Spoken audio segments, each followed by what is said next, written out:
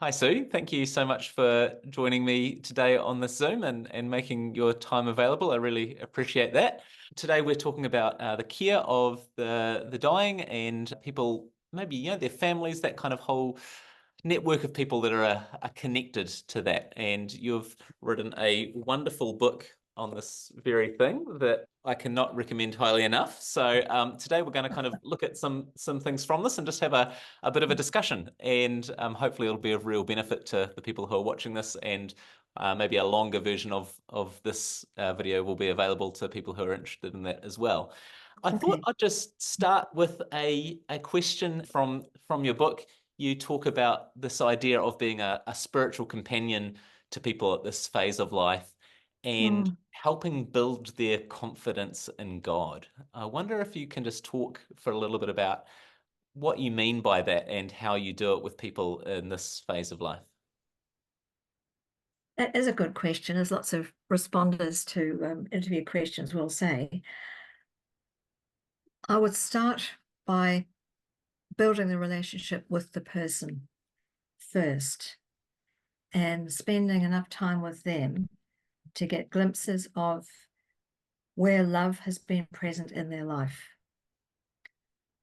And the second thing I would do would be to ask them, who do they think God is? And that means beginning to unpack a little bit of their experience of a number of things. It could be church, because people tend to conflate God and church. It could be that we unpack something that is still very painful and may provide insight into a possibility for reconciliation a bit further down the track. It could raise relationships which are still difficult within the family. But building confidence in God really comes from our own sense of confidence in God. We can't help somebody draw closer unless we trust God ourselves fully. And for me, that means being a non-anxious presence, being a loving presence.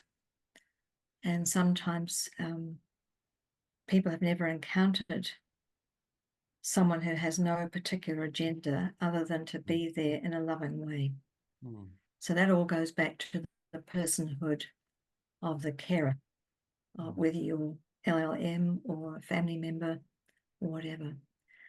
So just to recap on that, it's who do you think God is?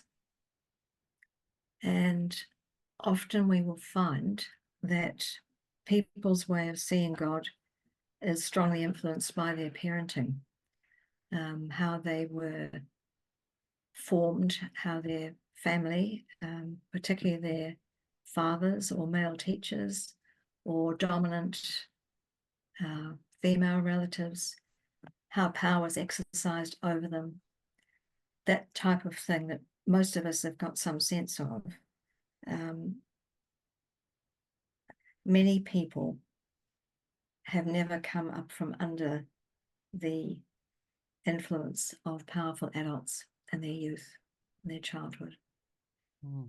And if they don't have confidence in their parents and those strong people who influence them, it's harder for them to build confidence Mm. in God. So Mm. focusing in on where they have seen love in their lives, because that will bring them closer and closer.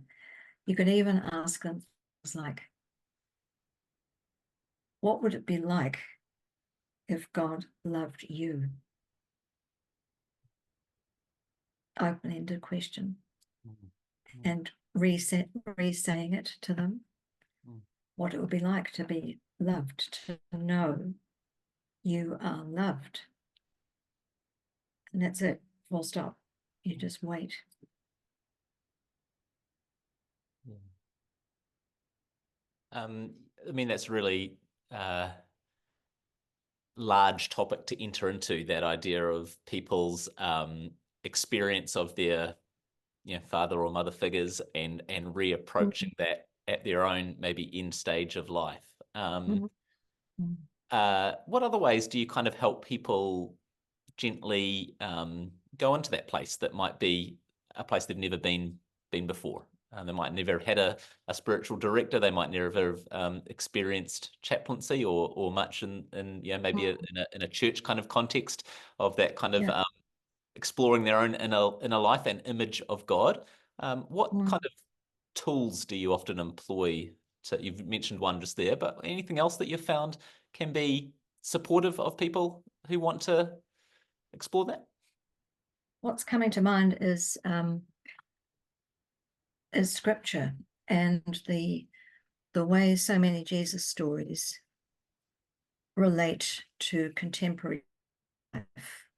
So that I think, for example, of visiting a woman who was a diabetic and was facing more toes amputated. And I didn't go in with any particular agenda or idea of how I might be there other than just to be with her. And as we were talking, the scripture of the foot washing came to mind. And I sort of pulled back from it because I thought, is this crass? Is this too difficult? But I prayed inwardly and was slow in my introduction by saying, like, I'm not sure if this is something you want to consider, but I wonder what it will be like to spend a bit of time imagining Jesus washing your feet.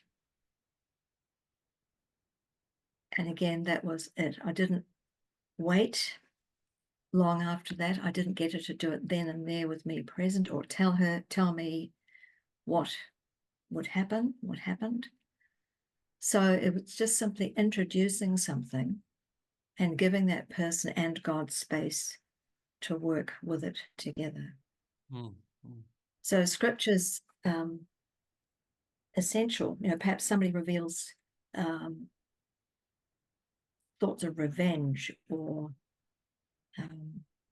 unresolved anger towards a person who has wronged them, who's betrayed them. And we can go straight to Jesus' betrayal in the garden. Jesus, God, knows what it is like to be betrayed.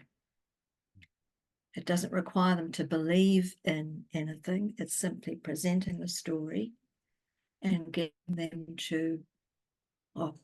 them the chance to put themselves in the story, but knowing that Jesus has been there before them. Mm. And that will also, of course, be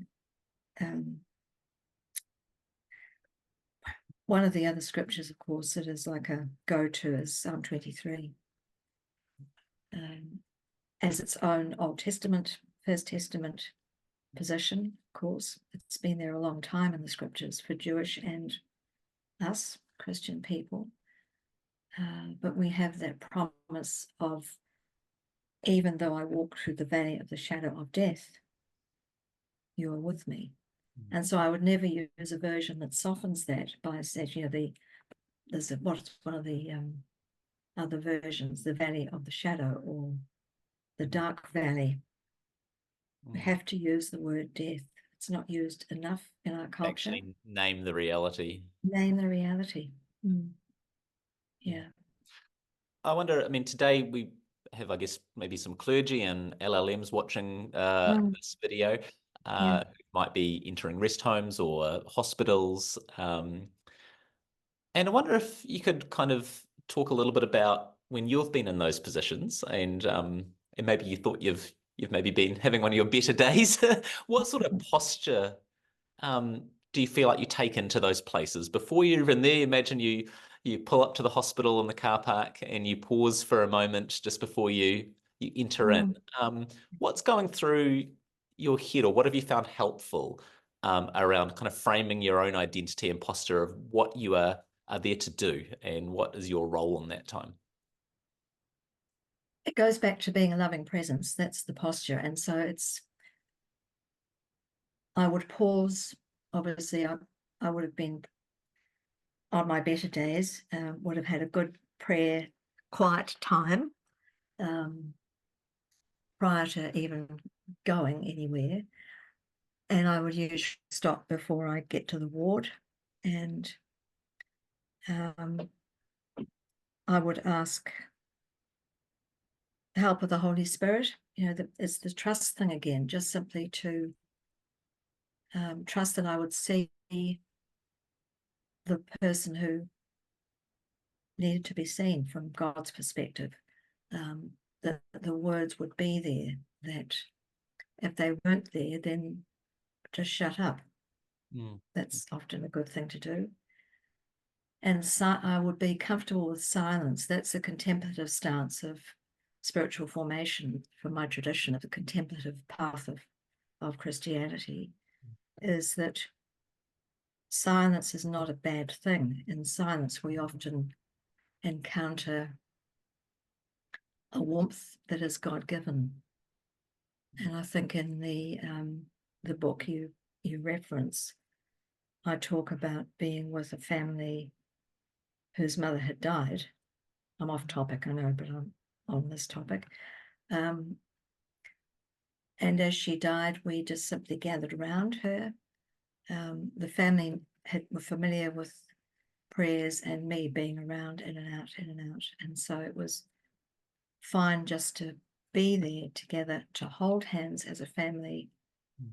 And we were there in stillness and silence until we felt it was right for that to break.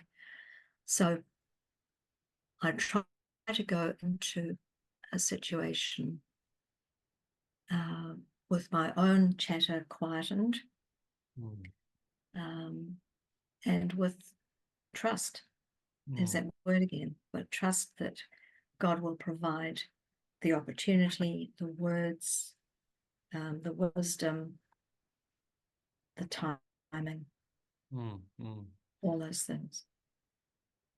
You talk extensively in the book about just I guess the phrase of just being present with people and being fully and wholly present, which is maybe exactly what you've just described. Are there ways people who are involved in this ministry can hone their ability to be present? I mean, or is it when you are in these moments that often come either uninvited or at inconvenient times, it is simply the overflow of the inner work that you've already done. Well, yeah, it can be. How can we, if we think we might not be a very present person, how can we at least attempt? It's a both and, really, Lance. I think it's a both and, that if you've cleared the space within you, like you've tended it, and by tending it I mean spending time in contemplation. And a quick couple of definitions. Contemplation, for our purposes, you can contemplate something by taking a long, loving look at the real. Walter Burgert, who was a Jesuit, loves that phrase, and I love that phrase, because it means you stop long enough to engage with something. And so that's one thing we can practice as we're walking along the street, and we might have been talking to God about something, and then something catches our eye, and we allow ourselves to look. Jesus said, consider the lilies of the field. Consider the sparrow. And that word consider is like our word ponder. It's like contemplate. And when you do that, it opens up a channel which God can use to teach or to encourage. And it happens all the time if you give God space. It's one of the primary mechanisms of communication. The other contemplation is when you have the traditional Lectio Divina pattern of, just making sure I get this right, Lectio, that is holy reading, slow reading, Oratio, a response that is your own prayer, Meditatio, the other way around, Lectio, Meditatio. So we'll have to redo this bit because I've forgotten the order. But anyway, put it this way, there's Carry on. four bits. And the last one is contemplatio, and that means you rest in God in silence.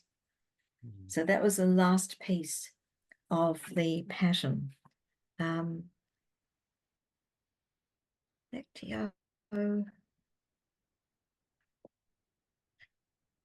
I think it's this way around. Isn't this hilarious? Anyway, so you read, you reflect, you respond to God, and then you are still.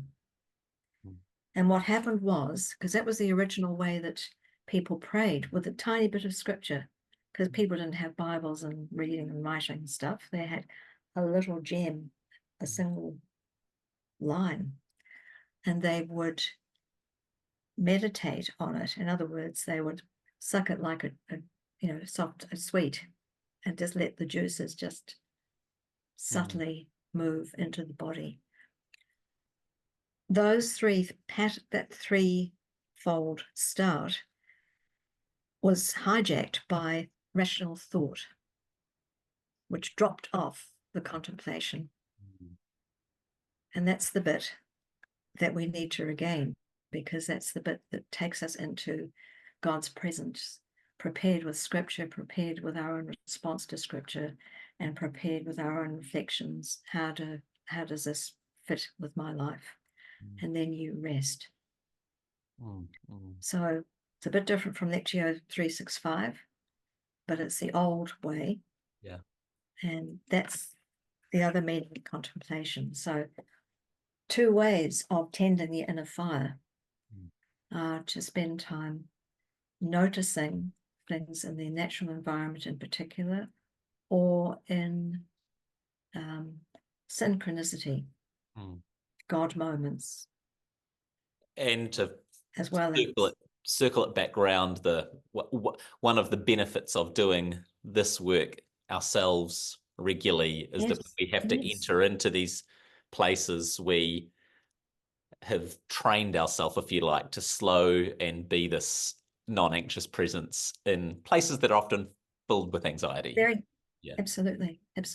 And that's where trust grows, because when you're in really tight situations where things are distressing and family are distressed, say you're going into a room where somebody is actively dying and the television is blaring, the family are on their phones, and you can see that the person is near death.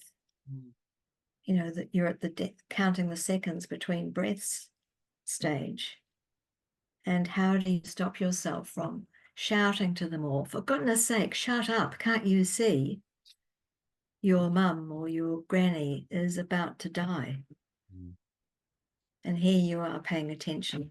You love to do that, but you can't do it. And so from within will emerge a way forward. And it might be going and turning down the volume. It might be saying, your mum's death is imminent, accepting that's a big word. So I might say, your mum is near the end of her life, very, very close. If you want to be with her in that moment, which is unique, come round the bed and we'll just be quiet together. Breaking across all the fuss and the lack of attention that people are given. Well, and I think for so many people, it might be the first time being in a moment like this, and they're bringing their own anxieties and fears into that room with them, and to have someone offer, which might feel like you're maybe imposing slightly in the situation, but actually just to be a guide for that moment can be an incredible gift to the family, that they don't miss a moment, and moments after look back and think, I wish I was more really present then. And that's where, if people have the chance, if anybody listening to this has the chance, helping the family understand the value of vigil, keeping vigil. And there's material in the book again. There's a focus on that, because again, keeping vigil is something that is returning to public consciousness, because we find it in the news when something has happened and there's been a tragedy. People will come to a place like a ruined, blown up theatre or whatever the tragedy is, and they'll put candles there and they'll put flowers there and they will keep vigil. But it's a limited type of vigil. It's usually a lonely vigil, even though you're surrounded by others, because there's no group cohesion, there's no ritual other than the one you create for yourself and what others may model as well. So if people can, often if you have somebody who has had a really severe stroke, and it will take a while for their bodily functions to cease, the family may have a day or two or even 5 or 6 days, and talking about how can you as a family, whānau, be present to this? How can you be available? If you can't be available, what are the implications? Talking through and providing them with a resource so that something beautiful can actually emerge from that time. I guess the phrase, I might quote a section of your book in just a moment, but this was almost the question that I ended that quote wanting was, it builds on what you're saying. How in this moment do we elevate the dignity of the person, and actually, for the people who are able to do that, that can create a real sense of doing something kind of purposeful, but also maybe sacred or holy themselves, which Absolutely. can help them through the moment as well. If I can quote a section of your book, I'll read it to you, and then maybe you could just reflect. This is I don't know, maybe one of the I thought it was just such a beautiful story. You write, one Easter I had been reading of Joseph taking Jesus' body down from the cross. I was conscious of the awkward and determined dignity of the task, the cold seeping through the still body. Later that day, I was contacted because a resident had died. I'd spent time with the resident's family as they recounted the story of his dying. And when they were ready, we commended him to God. But then something unexpected happened. I was asked to help wash his body and change the bed linen. What I had been reading that very morning suddenly took on a new immediacy as I held the heavy head, tried to move unresponsive limbs, and looked upon the truth of death. It was as if Jesus were saying, "Here I am beneath your hands as you wash my body after death." I mean, what a profound story and reflection, and holding that person's dignity in that moment. What a privilege to be able to be a part of some of those moments, as Absolutely. difficult as I'm sure they are as well. Yeah. The question, how do you hold almost the intensity that it demands of you, but also that opportunity as well. Yeah. How are you asking me a question? Yeah, well, I guess managing that as the carer, it's asking a lot of a person. It They is. might not It be asked the is. same thing, but that's an example from your own life. Exactly. Yeah. And I mean, I had, I think nearly 6.5 years as a chaplain at Tainui, and that was on call 24/7, with a bit of extra support towards the end of that time, but always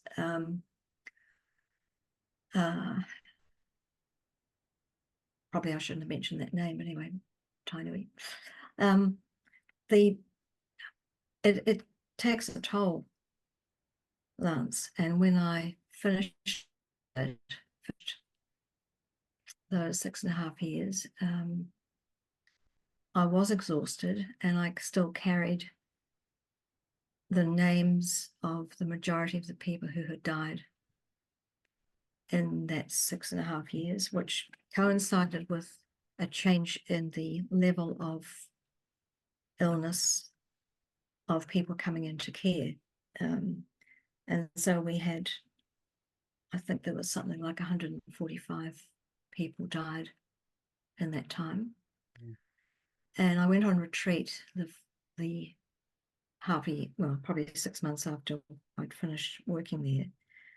And I knew that the task for me on that retreat was to attempt to work through or let go of or something the Tainui experience.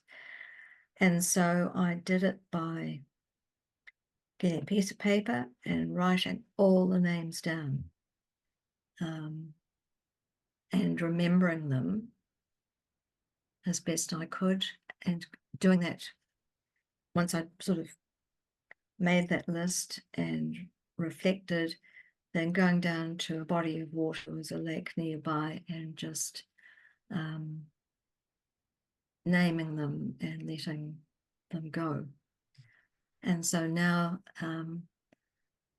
there's only a few remain in my head, but some come back to me regularly. Just if I come across a situation where there's some parallels.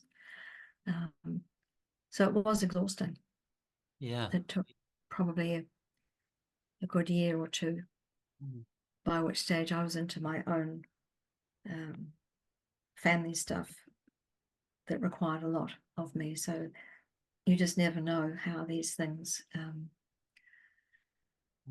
but yeah, they require a lot. Some personalities probably might handle it better, I don't know, but that level of intensity, whatever your personality, does take a toll. Even before I began that work, aged care work, I was called into it when somebody rang me and said, "Oh, we're looking for a chaplain. Do you have any names that you might think of?" I thought, "Oh yeah, I'll give it some thought." And then all afternoon, the only name I could think of was my own, which was ridiculous. And I rang back and said, "Well, this is what's come up." And they were very pleased. But when I went up there to look, I stood upstairs looking at the layout of all the people, and I said to God, "I don't want to do this. I can't do this. This is not what I want. This is not what I know anything about." My early ministries had always been in younger settings like industry and tertiary chaplaincy, but here I was being called into this place of poignancy and demand and pain and suffering, but also with fires of God, with people who approach their dying. "I'm going to just jump off the cliff into the arms of God," said one lady with a big smile on her face. Another little old lady who was bed bound, but you went into her room and there was like this glow all around her. And I'm not in the habit of seeing glows, but her eyes were full of light and love. So, and laughter and love from them to me. And that's what I hadn't expected. In that context, I learned to receive love in a way I hadn't learned up till that point. Wow. So Lovely. Yeah. We've talked a little bit about, I guess, maybe people more in very final stages of life, but often people are in maybe a lower level of care for sometimes significant amounts of time now. Yeah. Again, from your wonderful book, I was reading this section, which really sat with me. A surprising number of people find it hard to believe that God could care for them in this way. They're unable to, because they carry with them a sense of being unlovable, of being unimportant, of low self-esteem and shame, perhaps arising from abuse. They reduce a person's expectation that others, including God, could see them as worthy of time and compassion. the sense of being worthless can be compounded by a move into residential care with its associated losses, a disruption of routines and changes in contact with significant people, and exacerbated maybe by physical or mental decline and the fear of being no use to anyone. I wonder how you've broached that when you've sensed that in someone, that the mindset is of I'm no use anymore. How would you explore that, I guess, state of their spirit with them? Yeah, it is a difficult one. I guess it's about our society has elevated productivity to a point of being the only thing that matters in personhood. To be a pop star, you produce songs. To be a family person, you produce children and you raise them and you have things that you do. And one of the biggest losses for people is this sense of value, of being worthwhile. So one of the possibilities is to ask them what they used to love to do as children. That seems a bit out of the field, but it's surprising how patterns return and how early things people loved can be refreshed or even renewed. So people can dwell on, I mean, there's an appropriate period of grieving in any transition. And there certainly is plenty of losses to grieve moving into care. But once that's beginning to be worked through, then we consider opportunities. And one of them things is, what would you really like to do, but you've never had the chance to do it? And see what that elucidates or elucidates. Another is to look at what's available. If they're in a care home, there should be some provision for activities. And we can think of them as, time fillers, but they're also opportunities for people to find purpose. And you're watching the clock. Are you watching the clock? No, I just heard a knock at the door. Sorry. But Julia will sort that out. Yeah, but just, looking at the people around me now that I'm mixing with now as a resident in a villa in a retirement village, I see people who are knitting for babies in Africa, gathering together in a group, doing their knitting, nattering, having a bit of fun, even if they might be quite limited in their sight sometimes, limited in their concentration, but they find something where they can contribute. So I guess for me, it would be opening up the possibilities that there is life after entry into care. Well, and especially if they've been active, so if they've been actively maybe involved in their church community, and they move into some, we have lots of levels of care facilities, obviously now. But what a wonderful opportunity if you you love Jesus and you want to offer hope to people to be able to make relationships and converse with people who might be more reflective maybe at that phase of life than perhaps they have been in other phases of life. The problem is, though, that if people leave their reflection too long, their mental capacity is diminished. And in some cases, it's really hard for them to work with any reflection at depth. So it's a good idea once people have got over the hurdle of the changes, actively to look around for opportunities. Most places will have some church services. Most places will have some sort of music or a choir both of which feed the soul. Some will have other activities which would bring people closer together. And there's always just gathering and sitting and having a conversation with your neighbor or the person in the next apartment, or having a little walk if you're still capable, and looking again at the gardens and letting them speak to you and speak to the person whose garden it is. So we still have our dog, and my husband takes the dog around the village, and people come out of their apartments or units to talk to the dog because they're reminded of dogs that have gone by, and that's where love is.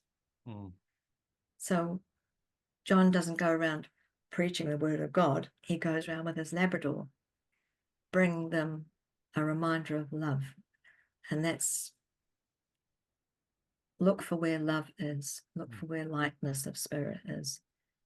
That sounds like my ideal version of pastoral ministry. Wandering around with a Labrador. Well, works wonders. Yeah, I think it should compulsory. You talk again in your book about three kind of particular needs of people: a need for meaning and purpose as productivity might decline, and what might give them meaning now. A need for significant relationships, maybe as connections to, friends are passing away as well, and family may be more distant. Yeah. And the need to process the grief of maybe loss upon loss, maybe going through watching close friends battle with their own illnesses or challenges. Of the on those three topics, if there's something, I'll separate them all out so I don't feel like you need to have one massive answer. But exploring that need maybe first of for productivity. How do you've talked about things like knit and natter and stuff like that, but I'm thinking maybe more around how this intersects with their image of God and how we can help them explore that if they're capable of doing that, and how you might offer something to people who are maybe challenged on that area. Yeah, it goes back, I think, again to image of God, tied in with parenting and the Protestant work ethic. You have to earn your way into your family's good books. So for me, it was always about doing my best at everything, being busy all the time, achieving very highly as much as I could, in order to earn my place in the family. And that whole pattern for some people is so strong that it's really difficult for them to stop and keeping on producing things even when that's not really appropriate anymore. So learning how to notice that that's where your drive to produce comes from. It comes from that early formation. And so much of Christian teaching, earn your way to heaven. Do this, do that, and God will love you. Do something else and God won't. We have to undo that type of mindset in ourselves before we can actually help others to do the same. So earning our salvation is a really difficult thing for people to set aside and replace it with receiving the free gift of grace. Yeah, and I'm thinking again how little, I guess, practices of contemplation throughout our earlier Christian life are really shown to be, this is so necessary for you to be building a relationship of God that's based on stillness, not of you doing anything for the church, not of you offering any Yep. ministry, but simply Yep. being still and receiving God's Yes. love in your life because God loves you. Yep. And I mean, especially geez. maybe if we've been very active in church, I'm thinking of myself here, for a Yep. long time, that can be its own kind of drug, of Absolutely. feeling Absolutely. like God loves us because we work so hard for the church or volunteer so much time. And now if we're uh, maybe incapable of doing that in the same way, our Mm. relationship with God has become interwoven with uh, us doing the work for God. Mm. Yeah. Yes. And this is where if you, the whole letting, it really is letting God love us Mm, unconditionally. Not God will love us if, mm, God will love me if. Doing that sort of exercise with somebody would be really quite interesting, mm, mm. Yeah. because there'd be a whole lot of stuff when really God just loves me, full stop. Mm, mm, And in spite of everything, in spite of failures, foibles, yeah, everything. mm, mm, So that's the meaning and purpose, isn't it? Thing the productivity goes back to earning our way instead of receiving free mm. gift. Yeah. I wonder if maybe talking about skip to the third of those ones, which was people grieving, dealing with loss upon loss, Yeah. and quite probably imagine, their own questions of God's, presence amongst all this loss, Yeah. being something that can be difficult to process. How do you help Mm. people, um, acknowledge that pain and also leave them hopefully with something that has drawn them closer to God's? Mm. Just make a note here.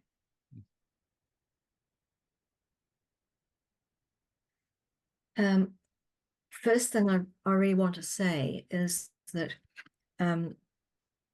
if people look up grieving on the internet, they will 9 times out of 10 be taken to sites which talk about a grieving process which is fivefold Mm-hmm.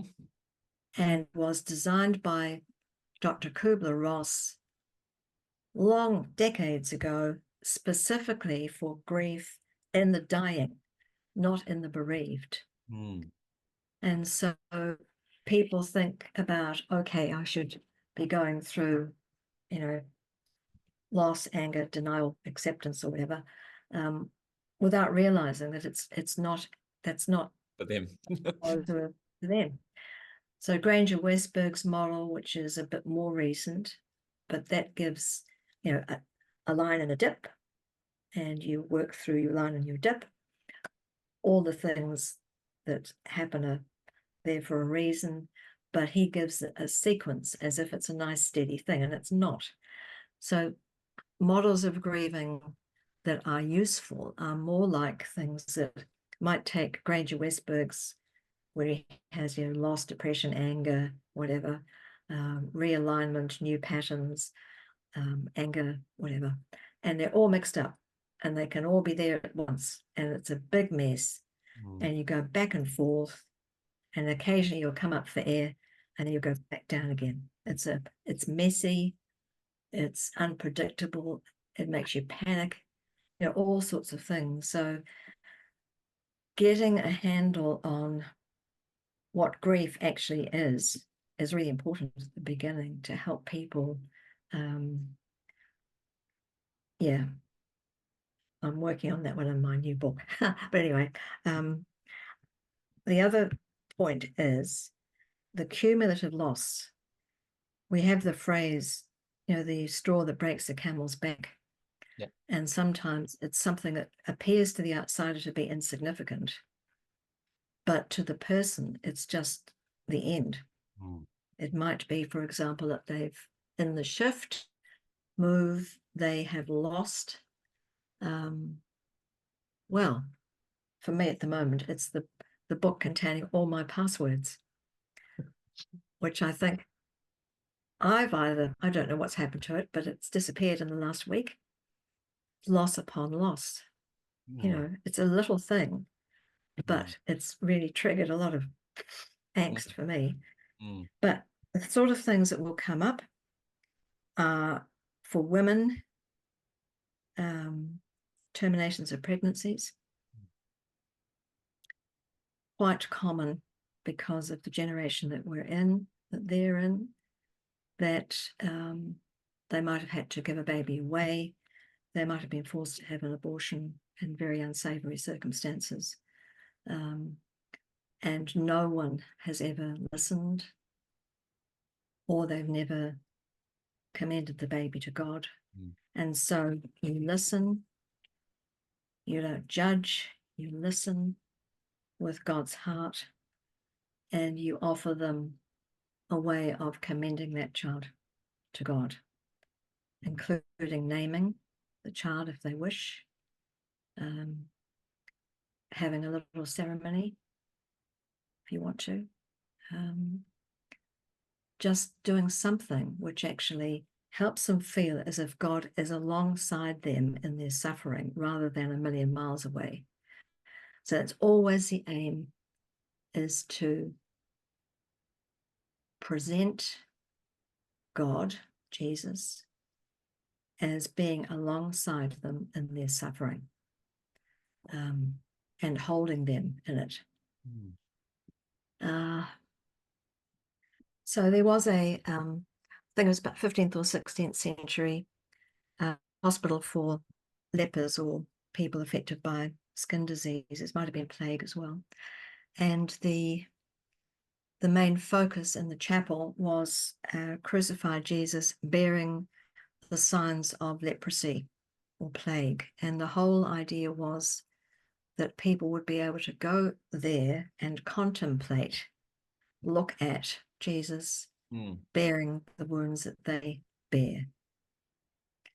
The whole thing being focused on building a connection with God through solidarity, through Jesus knowing what we go through, bearing what we have borne, because being fully human means he was subject to everything we were subject to. And for me, that includes extreme mental anguish. You know, having you look at the pictures, so many old pictures of Jesus in Gethsemane, and he's very politely kneeling down there and with no sign of any difficulty at all. There's one picture which I think I've used in my book and certainly in other things, of Jesus on the floor, on the ground, with his fingers grasping the earth and his head down, absolutely, you can imagine, saturated in sweat, just totally undone. Now that to me is the fullness of his humanity, and that is what people feel when they are in that place as well. They can see Jesus experiencing what they experience. So how do you I guess take people from that step of, okay, so God has experienced what I've experienced, and they might say, so what difference does that make? but that means it's still in their head. Yeah. So that's where silence is really important.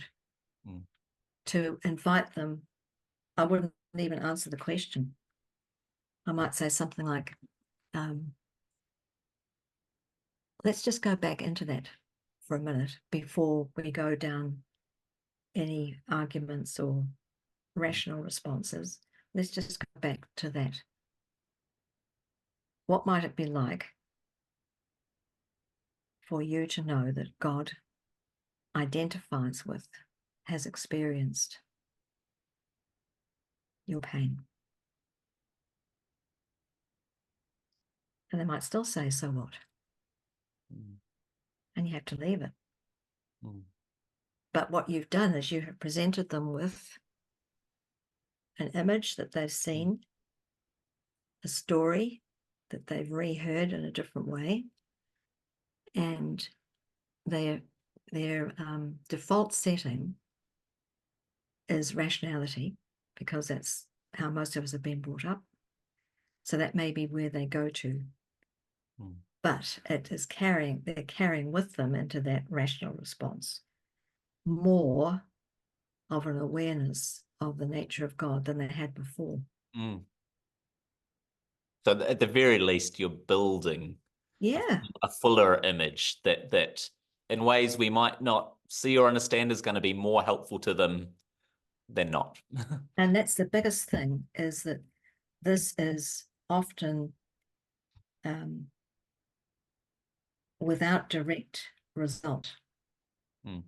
We don't know the impact of our intervention or ministry or whatever. And all we can do is do what is given to us and listen from within and pray and then move on to the next person. That's what's so difficult about pastoral work, because in a parish it's different, because you have a body of people for whom you are caring. In a chaplaincy setting, there's more and more and more people. And constantly changing as well, not just journeying with a group of people through their whole life. It's one small window. Yeah. So it would be lovely to think that every intervention we had led to a person's heart being settled with God there and then. But it's not like that. It's not up to us. We do our bit. And then there'll be somebody else who does something. Or God will just meet them wherever, whenever. It's up to the Spirit, really.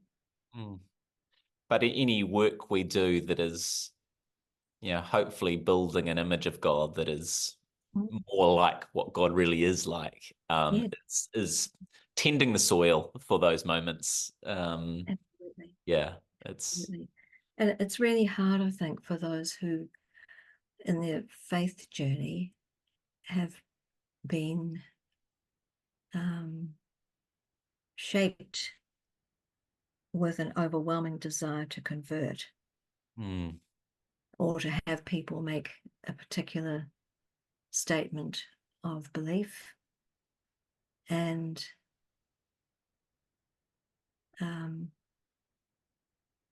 some people have the gift of evangelism and may be able, of course, to rapidly move people from A to Z, if you like. But others are much more likely to get perhaps a movement from A to M, Messiah. Still great. Or even, well, whatever. Anyway, every person is different, and we do not know the person's relationship with God. We don't know how they respond to anything we offer. But the more loving we can be, the more we can bear the Christ light for them in the nighttime of their fear. We sing that song. Well, that's what this is about, really. So we have to tend the Christ light within us so it can shine. And we don't know whether the simple fact of our being there, holding their hand, if they are okay with that, is enough to shift them more comfortably close. I mean, that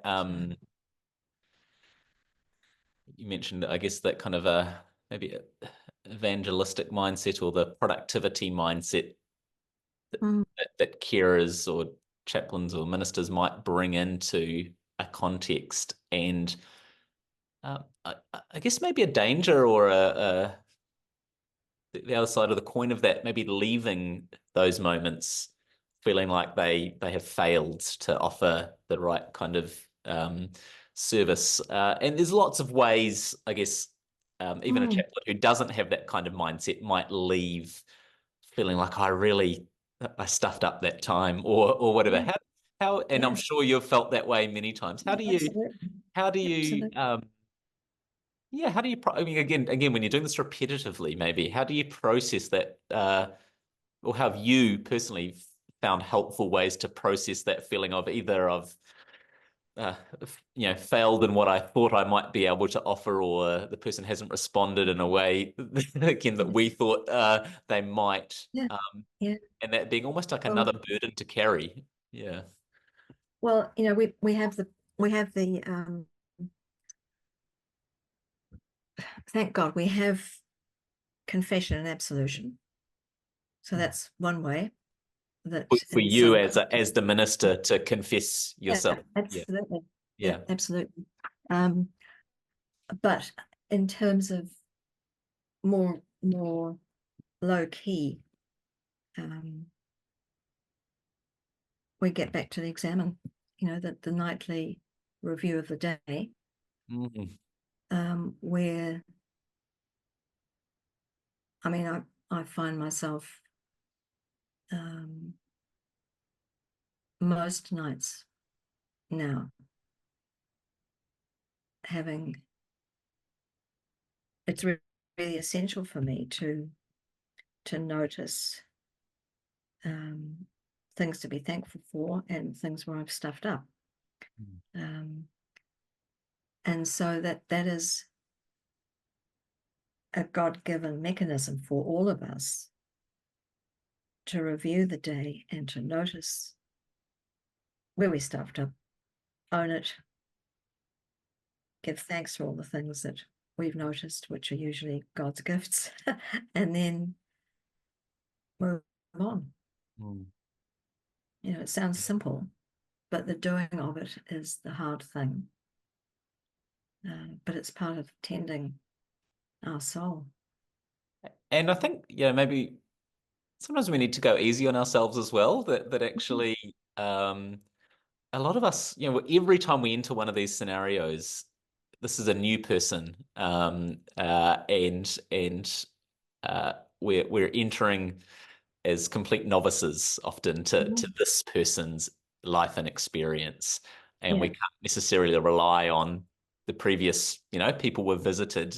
no, And so, how do we have grace for ourselves that, yeah, again, the posture of actually we are present with the person. We're not there to heal them or convert them. We're there to, as you said, I love that phrase, to hold the Christ light out mm, in that moment of darkness, yeah, and yeah. be satisfied that if we do that, we have done a most wonderful thing.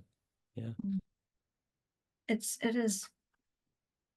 I mean, the whole thing's a mystery, really, and it doesn't matter how long you've been in pastoral ministry. It's the same thing every time you're meeting somebody new. Mm, You know, um, but the the brighter your Christ light, and the more open the space mm, within, um, the more quickly you can bring failures. The other thing I'd like to say is that one thing which many of us who are carers are not very good at is self-compassion, and that really comes in line with what you've just been talking about, to lighten up, to have grace for ourselves and actually we love our neighbor as we love ourselves. And loving ourselves is not something that people tend to do very well, mm, I don't think. So that's just a thought. How do we love ourselves without sort of squirming at the thought of mm, being selfish? It's not selfish. It's being kind and compassionate to ourselves, mm, which is exactly what you were saying, really. mm, mm.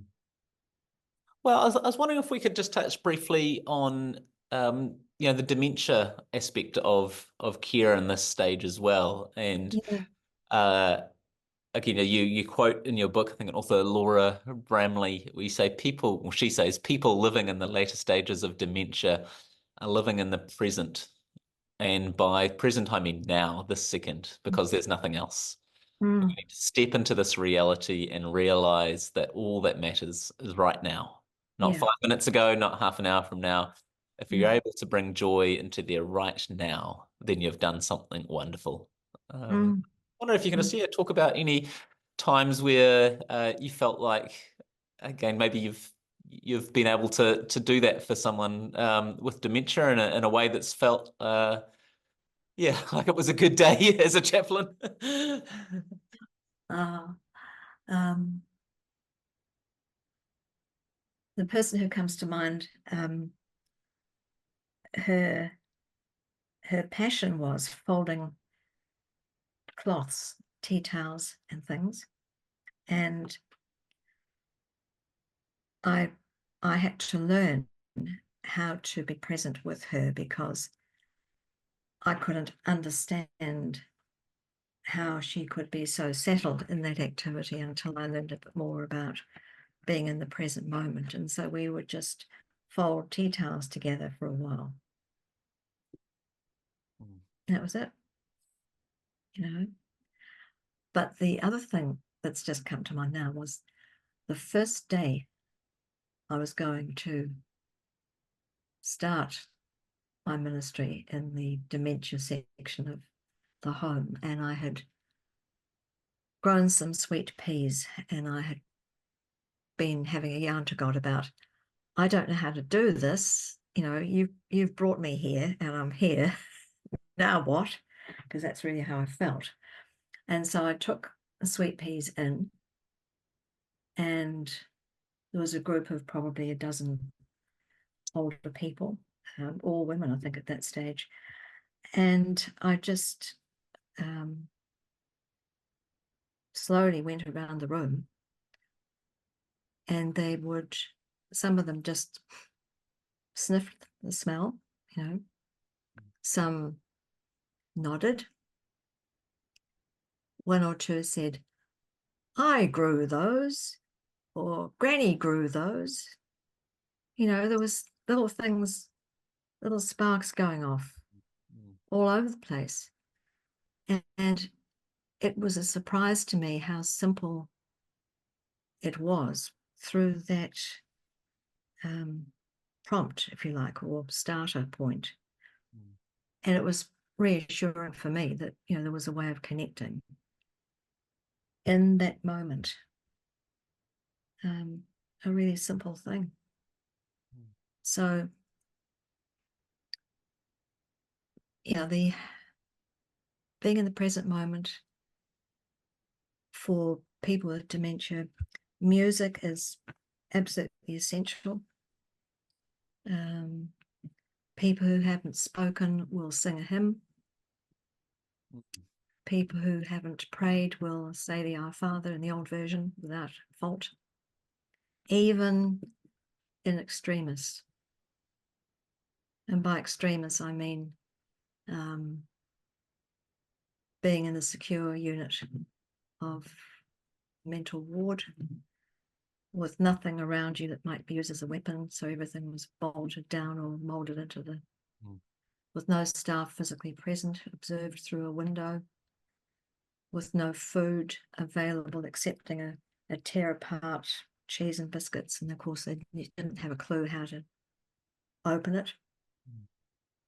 And going in there with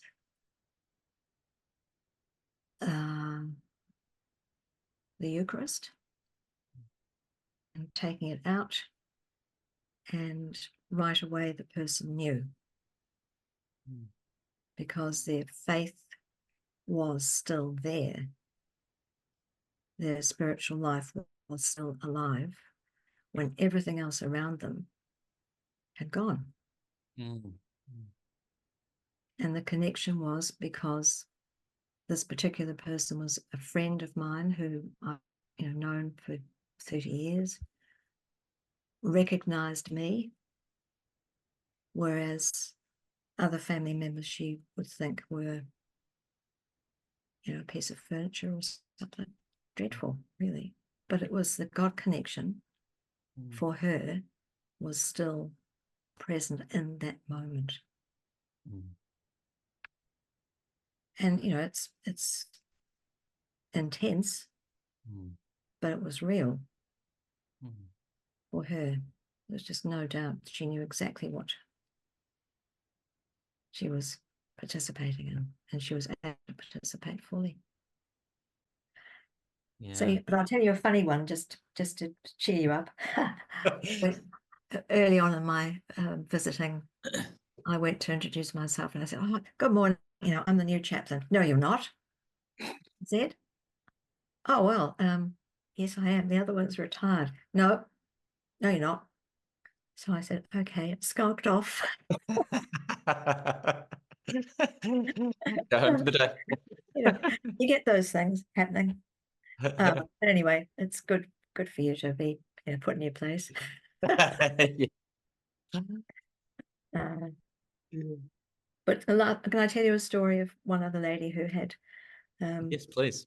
Yeah. quite severe dementia, really, and she was a Christian, and I wasn't present, but the carer, who was a wise, lovely carer and knew this lady well. And one night, the resident said to the carer, "I think I'm going to die." And so the carer didn't say, "Oh, no, of course you're not, love. You're fine. You'll still be here tomorrow." She just said, "Well, how about we go to your room and I'll tuck you into bed?" So that's what they did. And a few minutes later, she died. And Wow. it was one of those extraordinary moments where the carer knew her well enough and loved her. So it's always in the context of relationship, and that's where God is, always in the relationship. That's the Trinity, Sorry, that's the Trinity for me. So the carer knew her background, helped her by saying, I think from what she told me, it was a bit like, "Okay, well, so-and-so is waiting for you, God will help you get there." And off she went. Yeah, wow. Just extraordinary things, really. And, even thinking about it now, it's just extraordinary. She's one of the ones whose memory I carry quite close. Yeah. Always will, because of that. Yeah. Maybe just as a final kind of round off, I guess, again, watching this will be clergy and lay ministers and maybe other people who are in some ways involved with care of elderly or dying. Yeah, I mean, how would you encourage them today, and the value of their work and also the challenge of the work? Because often I think it's one of those aspects of maybe church ministry that is in so many ways invisible to the rest of sometimes the gathered church life. Yes. And so these people can be incredibly faithful at visiting, and again, often maybe not seen, and therefore maybe not encouraged in incredibly complex and trying work. So I guess what might you say to the people who might be watching this who who might need some encouragement? Well, I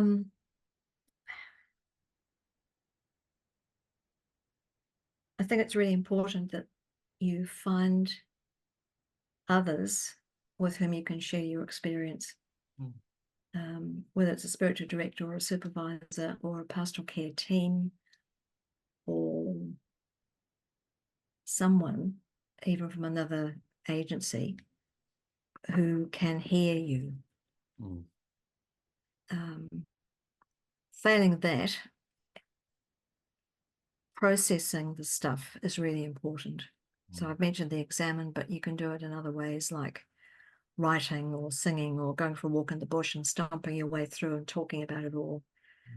Somehow moving the pain of it and the challenge of it, so it doesn't get stuck and festers in you and exhausts you totally. The other thing that helps enormously is this cultivation of the inner life, because that is where,